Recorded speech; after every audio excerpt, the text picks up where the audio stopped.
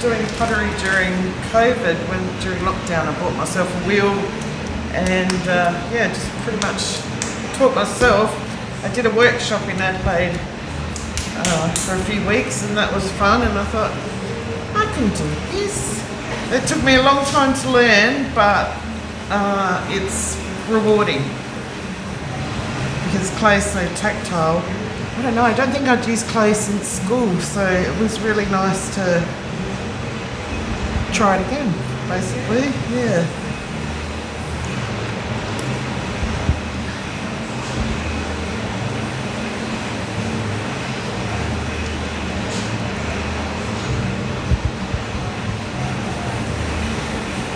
You ever done any pottery? I don't think you did it at school. I don't remember.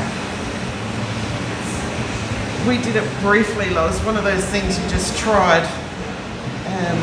I guess, you know, it's a difficult thing with a class full of art students. Yeah.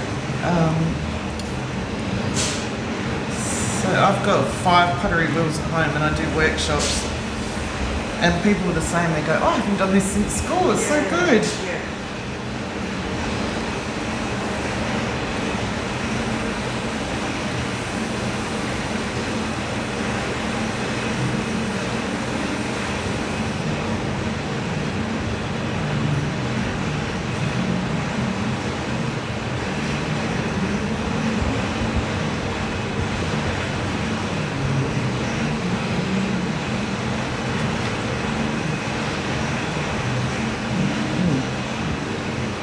Hands too slippery.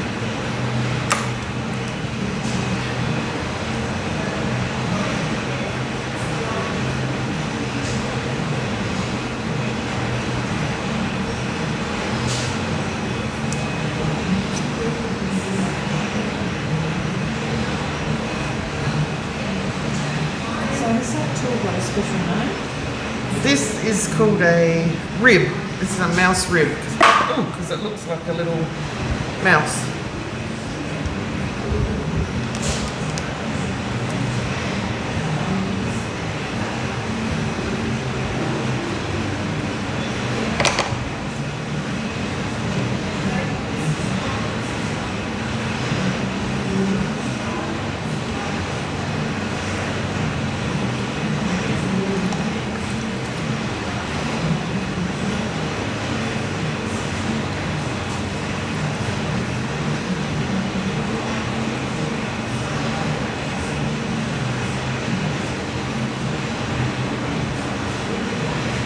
And what are you making at the moment? I don't really know. I just made a cup, so I might make a bowl.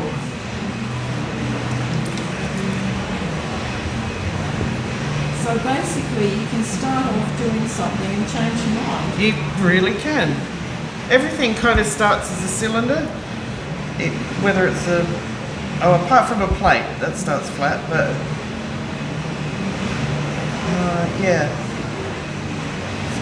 Basically a cylinder, and if you're making a cup, you just keep it going up. If you're making a bowl, you let it use the centrifugal force to spread. You have to take whatever you make today home and you put it in the kiln. I will probably just smush it all up, put it in the bucket and recycle it. Yeah, use it another time. It's a bit too hard to transport wet clay. Right.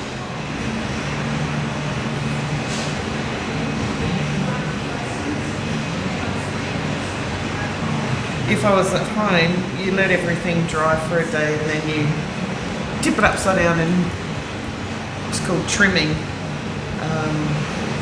where you neaten it all off, make it smooth.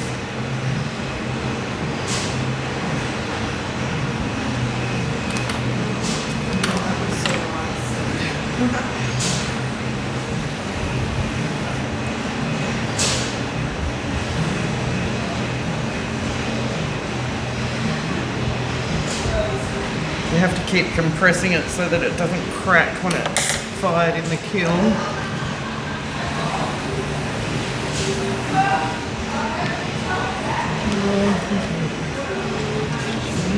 Hello. Not bad, thanks. How are you?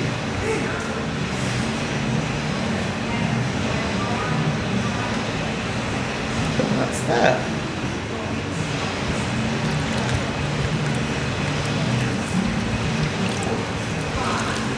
It's the messy part.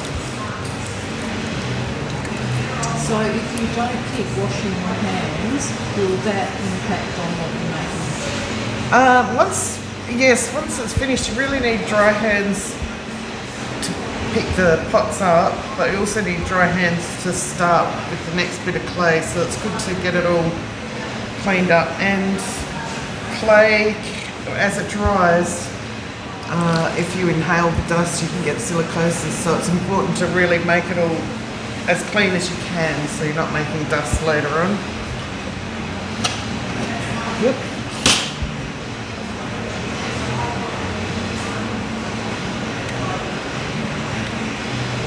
We'll just wire that off so it doesn't stick.